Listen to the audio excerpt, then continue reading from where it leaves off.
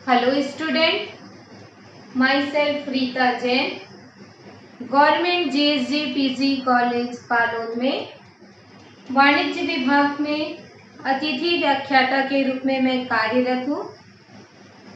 आज मैं आप लोगों को एमकॉम सेकेंड सेमेस्टर का जो सब्जेक्ट है जिसका नाम है बिजनेस लॉ, उसका यूनिट 5 के बारे में बताऊंगी, जिसमें अपना आज का टॉपिक है डंकल प्रस्ताव, डंकल प्रपोजल। ये आज 5वां लेक्चर है जो कि गेट के अंतर्गत है।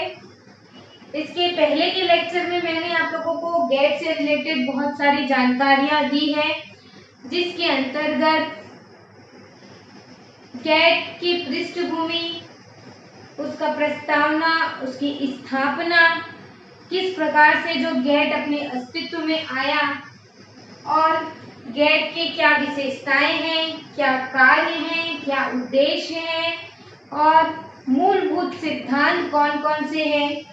इसके साथ ही जो है थर्ड लेक्चर में मैंने आप लोगों को इसके डिफरेंट राउंड बताए हैं, जिसमें 8 दौर हुए हैं। उसके सारे सन कौन से जगह पर हुए हैं, वो सारी चीजों का डिटेल में आप लोगों के साथ डिस्कशन किया था। पार्ट 4 में मैंने आप लोगों को डंकल प्रपोजल और उरुग्वे राउंड के बारे में बताया था। उरुग्वे दौर, उरुग्वे समझौता, जो कि 1993 में हुआ था, और जो है उसका 8वां दौर अंतिम दौर था, जो कि महत्वपूर्ण दौर था, जिसमें बहुत सारे जो है परिवर्तन आए, क्योंकि पहले से लेकर के 6 दौर तक में जो है केवल प्रशुल्कों में कमी पर ही ध्यान दिया गया था, लेकिन 7वें दौर में गैर प्रशुल्क और प्रशुल्क दोनों पर ध्यान दिया गया। लेकिन 8वां जो दौर था, जिसमें महत्वपूर्ण विषयों पर जो है चर्चा की गई थी, जैसे कृषि के क्षेत्र में, सेवाओं के क्षेत्र में ट्रिप्स समझौता और सब्सिडी को लेकर के बहुत सारे परिवर्तन जो है वो देखने को मिले थे, जिसमें मैंने आप लोगों को जो है डंकल प्रस्ताव, जो आर्थर डंकल जनरल, जो 8वें उरुग्वे दौर के डायरेक्टर जनरल थे आर्थर डंकल ने, उन्होंने उरुग्वे दौर का एक अंतिम प्रारूप रखा था, जो डंकल प्रारूप के नाम से कहलाया, और उन्होंने एक स्लोगन दिया था, इसे स्वीकार करो या इसे छोड़ो। तो जो डॉक्यूमेंट तैयार किया गया था उसको 1992 से लेकर के 1993 तक चला, और ये जो दौर था लगभग 7 सालों तक जो है उरुग्वे दौर चला था। ये 8वां राउंड था, जिसमें मैंने आप लोगों को डंकल प्रस्ताव को लेकर के विरोध के बारे में बताया और भारत का प्रभाव बताया, उनके आलोचनाओं के बारे में डिस्कशन किया था। तो आज इसी क्रम को आगे बढ़ाते हुए अपन आज की क्लास जो है स्टार्ट करते हैं, जिसमें मैं आप लोगों को डंकल प्रस्ताव से भारत ने क्या खोया और भारत ने क्या पाया, इसके बारे में विस्तार से जो है जानकारी जो है अपन देखेंगे कि डंकल प्रस्ताव जो हुआ उससे भारत ने हस्ताक्षर करने से क्या चीज पाया और क्या खोया।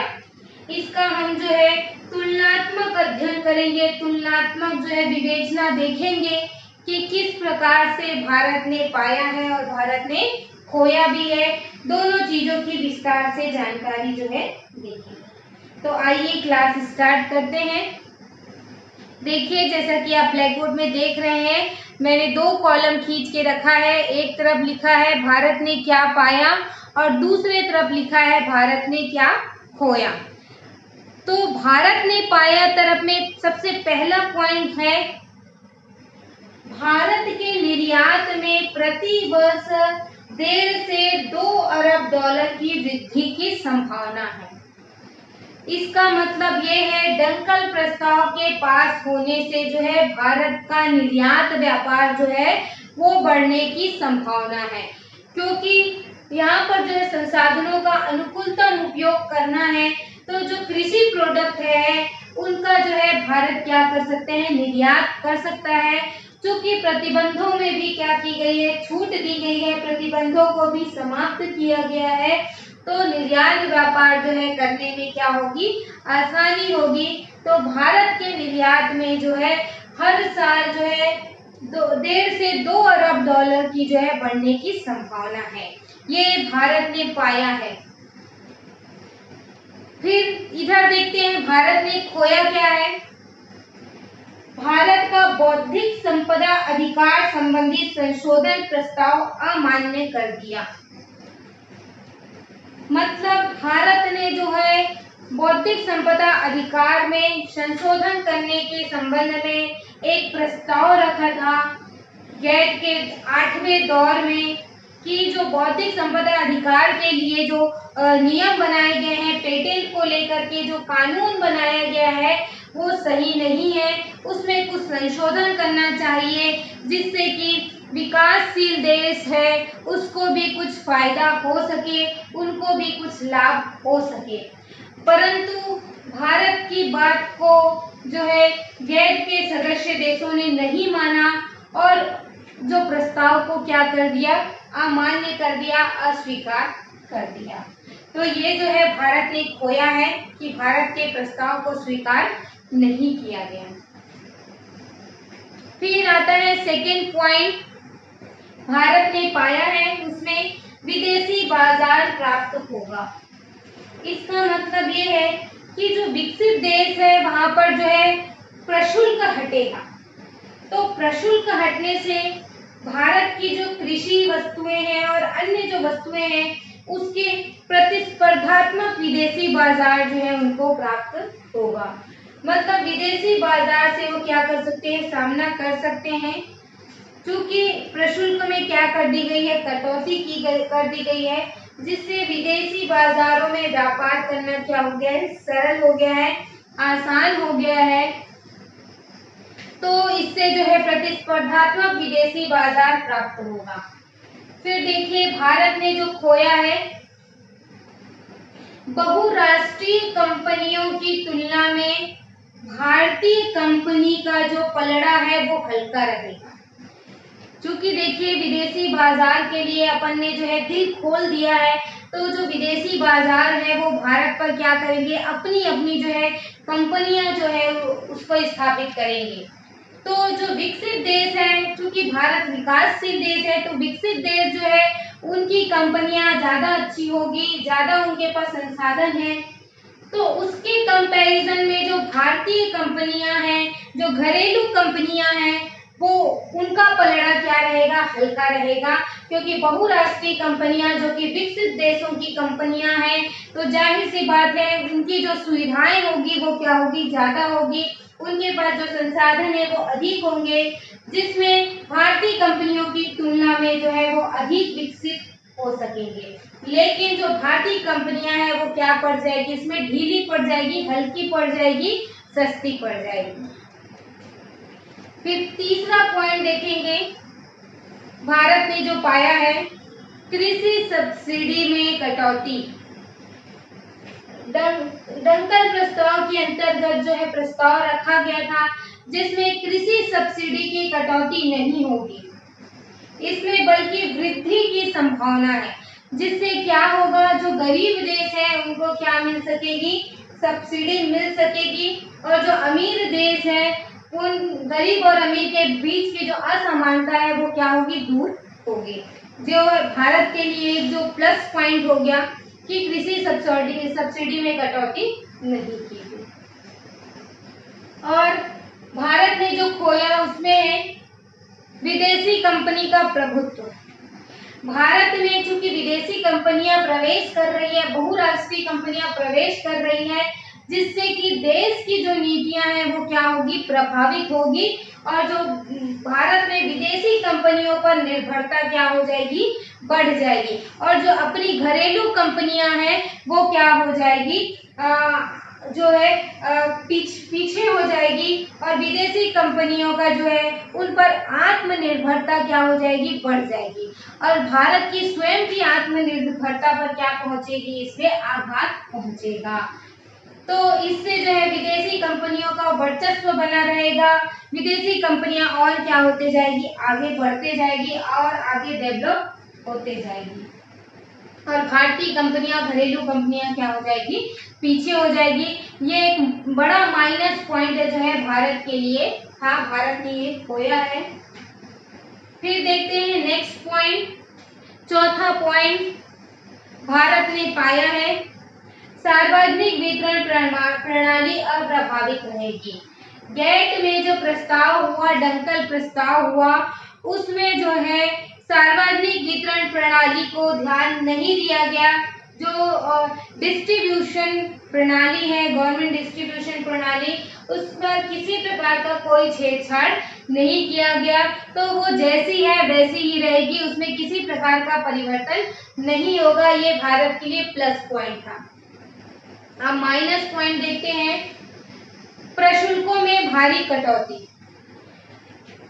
प्रशुल्कों में कटौती करने के कारण जो आयात की जा रही है वस्तुएं विदेशों से, उनमें प्रशुल्कों में भारी कटौती जो है करनी होंगी, जिससे कि जो है विदेशों में भारतीय वस्तुएं क्या हो जाएगी, सस्ती हो जाएगी, और जो सरकारों को जो आय प्राप्त होता है वो आय उनका क्या हो जाएगा, खत्म हो जाएगा, क्योंकि जो प्रशुल्क है वो सरकार की आय का एक साधन है। सरकार को जो है इससे राजस्व की प्राप्ति होती है।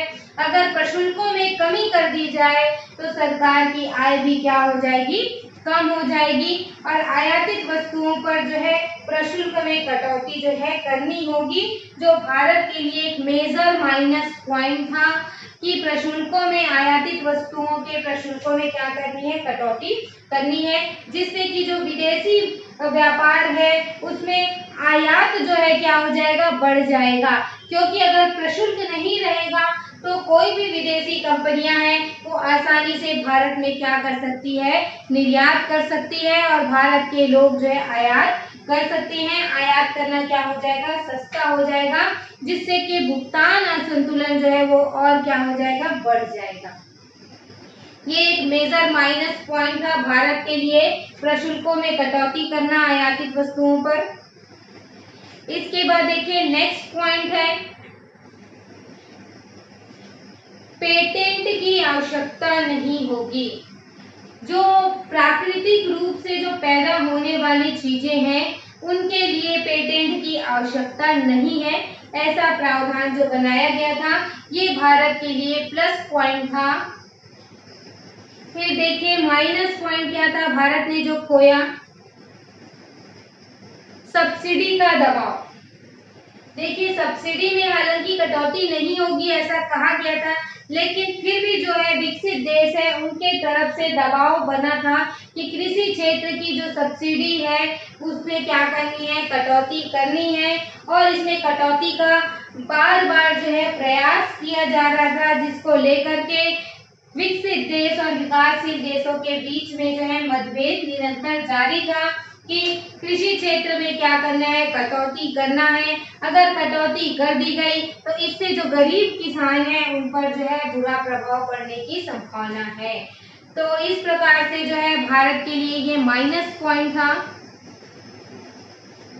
फिर नेक्स्ट पॉइंट देखिए, विदेशी पूंजी निवेश में वृद्धि। छठवां पॉइंट है, भारत ने जो पाया उसमें विदेशी पूंजी निवेश में वृद्धि होगी, जिससे कि आर्थिक सुधार भी क्या होगा, तेजी से बढ़ेगा, क्योंकि जहां पर ट्रिप्स समझौता किया गया, जो कि विदेशी व्यापार के लिए जो है भारत ने अपना द्वार क्या कर दिया, खोल दिया, कि विदेशी निवेशक भी क्या कर सकते हैं, भारत में निवेश कर सकते हैं, और जिस तरीके से घरेलू निवेशकों के साथ ट्रीटमेंट किया जाता है उसी प्रकार से सेम अधिकार जो है विदेशी कंपनियों को भी क्या किया जाएगा, विदेशी निवेशकों को भी दिया जाएगा।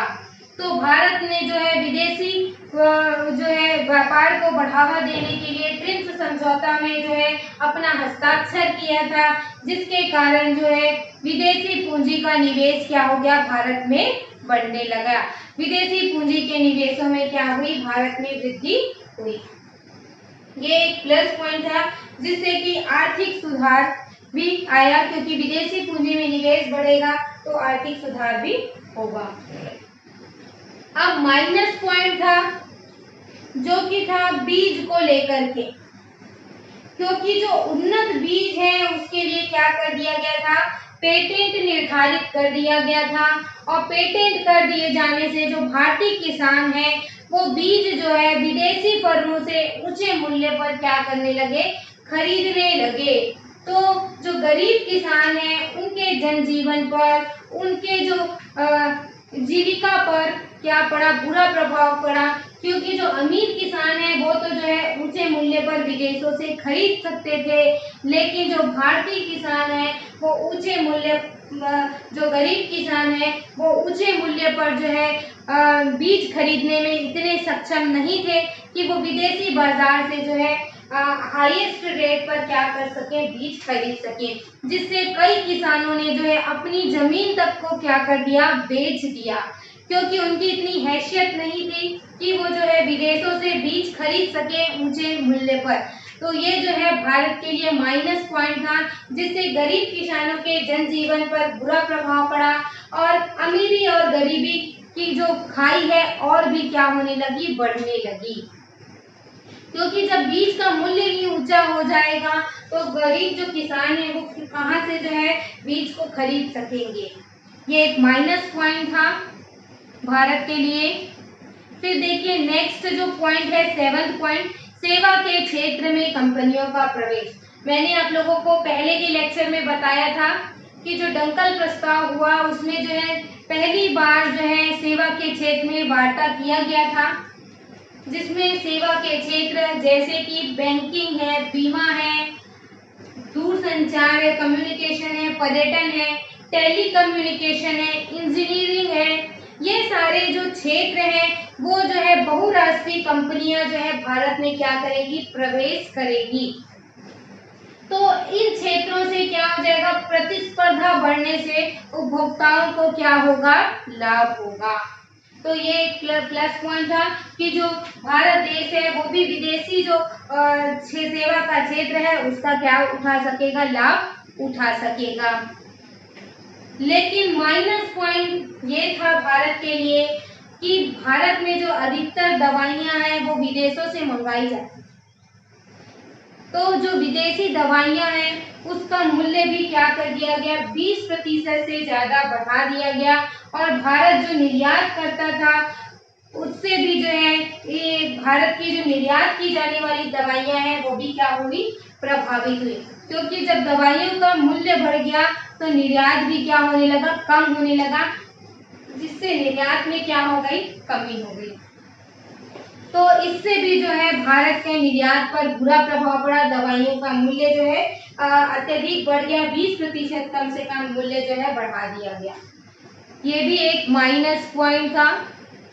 इसके बाद देखिए 8वां पॉइंट है विदेशी मुद्रा का लाभ। ये कैसे मिला, क्योंकि जो भारत के जो डॉक्टर हैं, इंजीनियर हैं और जो विशेषज्ञ हैं, साइंटिस्ट हैं, वो लोग जो है क्या करने लगे, अमेरिका जैसे विकसित देशों में वो कार्य करने लगे। उनको वहां पर क्या मिला, अवसर मिला, अपनी प्रतिस्पर्धाओं को, अपने जो है हुनर है उसको सामने लाने का उनको अवसर मिला, जिससे भारत में जो है विदेशी मुद्रा का लाभ क्या हो गया, बढ़ गया।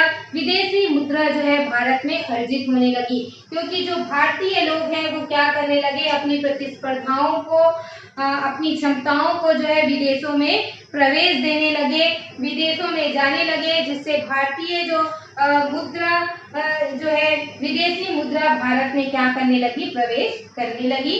ये एक बड़ा प्लस पॉइंट हो गया भारत के डॉक्टर, इंजीनियर, वकील के लिए और विशेषज्ञों के लिए, साइंटिस्ट के लिए जो है एक प्लस पॉइंट हो गया कि जो भारत की प्रतिस्पर्धा है उनका जो है विदेशों में सम्मान किया जा रहा है।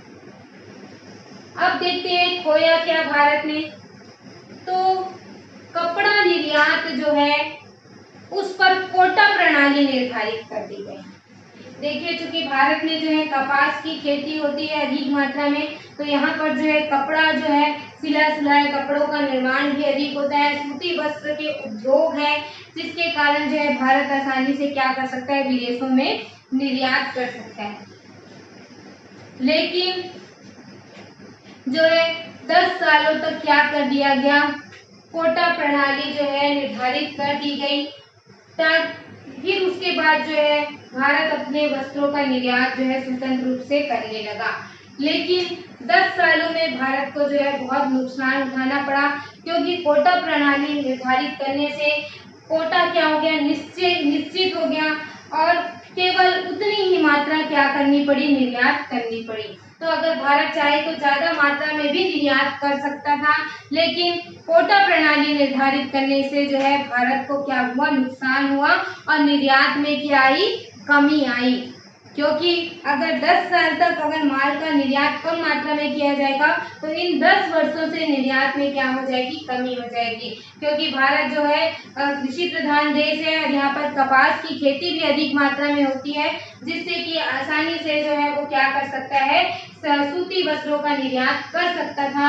लेकिन गेट ने जो है डंकल प्रस्ताव के जरिए जो है कोटा प्रणाली सिस्टम 10 सालों के लिए लगा दिया, जिससे कि निर्यात क्या हो गया, लिमिट में आ गया, लिमिटेशन हो गई, प्रतिबंध हो गया। इसके अलावा भारत ने जो पाया है उसमें है भुगतान संतुलन में सुधार करने हेतु भारत को आयात पर नियंत्रण की छूट होगी। मतलब भुगतान संतुलन में सुधार करना है तो भारत क्या कर सकता है, आयात कर सकता है। आयात पर जितना नियंत्रण लगाना है वो लगा सकता है, ताकि उसका भुगतान संतुलन क्या हो सके, मेंटेन हो सके, बैलेंस हो सके, बराबर हो सके। तो वो आयात पर क्या लगा सकता है, बाधाएं लगा सकता है, अवरोध लगा सकता है, जिससे कि निर्यात और आयात में क्या हो जाए, बराबरी आ जाए। तो ये एक प्लस पॉइंट था भारत के लिए कि ये छूट जो है डंकल प्रस्ताव के जरिए दी गई थी। इसके अलावा जो है देश में कृषि का भी निर्यात बढ़ा, और जो है 15% कृषि आधारित प्रोडक्ट जो है उसमें और भी आगे क्या हुई, तेजी से वृद्धि हुई। तो स्टूडेंट, जो भारत ने बहुत सारी चीजों को पाया है और बहुत सारी चीजों को खोया भी है, जिसके अंतर्गत घरेलू उद्योगों का जो संरक्षण है, घरेलू उद्योगों का जो जीवन है वो क्या हो गया, खतरे में पड़ गया। तो इस प्रकार से जो है भारत ने बहुत सारी चीजों को खोया है, अपनी आत्मनिर्भरता को खोया है, विदेशी मुद्रा को पाया है, लेकिन जो है अपने आत्मनिर्भरता को भारत ने क्या किया है, खोया है। और विदेशी कंपनियों का वर्चस्व जो है भारत में क्या होने लगा, जमने लगा, और धीरे धीरे जो है आधा से ज्यादा जो है विदेशी कंपनियां अपना प्रभाव जो है भारत में जमाने लगी। इस प्रकार से भारत के लिए डंकल प्रस्ताव को लेकर के कुछ माइनस पॉइंट भी थे और कुछ प्लस पॉइंट भी थे, जिसको मैंने जो है आपको कॉलम के माध्यम से बताया है कि भारत ने किन किन चीजों को पाया है और किन किन चीजों को खोया है। सो स्टूडेंट, आई होप आपको लेक्चर जो है समझ में आ गया होगा। आप मेरी बातों को अगर ध्यान से सुनेंगे तो आपको सारी चीजें जो है एक एक करके समझ में आती जाएगी कि किस प्रकार से जो है डंकल प्रस्ताव का प्रभाव जो है भारत में पड़ा। आई होप जो है आपको लेक्चर जो है समझ में आया होगा, और अब ध्यान से एक एक चीजों को सुनेंगे, समझेंगे। एक बार अगर आपको लेक्चर समझ नहीं आ रहा है तो आप दोबारा देखिए, आपको जरूर वो लेक्चर जो है समझ में आएगा। अगर आपने पहले के लेक्चर को नहीं देखा है तो स्टूडेंट आप लोग पहले का भी लेक्चर देख लेंगे, जिससे कि आपको जो है आगे की चीजें जो है समझने में इजी हो। तो आज की क्लास में यहीं पर एंड करती हूँ। And stay home and safe, घर पर ही रहिए, क्योंकि जो अभी कोरोना का प्रभाव है वो बढ़ता ही जा रहा है। तो मैं सभी स्टूडेंट से यही कहना चाहूँगी कि अभी जो है आप घर पर ही रहिए, और घर पर ही हमारे जो लेक्चर हम आप लोगों को रोज जो है लेक्चर के माध्यम से आपकी पढ़ाई को जो चाहते हैं कि आप जो है कंटिन्यूटी में आपकी जो है पढ़ाई होती रहे, जिसके लिए हम निरंतर प्रयास कर रहे हैं। सभी जो टीचर हैं, सभी सर मैडम जो है, सारे लोग जो है निरंतर आप लोगों की पढ़ाई को कंटिन्यूटी में बनाना चाहते हैं, जिससे कि आपका जो पढ़ाई है वो निरंतर बना रहे, कहीं आपकी जो लिंक ना टूटे। इसीलिए आप जो है रोज घर पर पढ़ते रहिए, घर पर ही रहिए। ज़्यादा ही जरूरी काम है तभी जो है घर से बाहर निकलिए, अदरवाइज घर पर रहिए।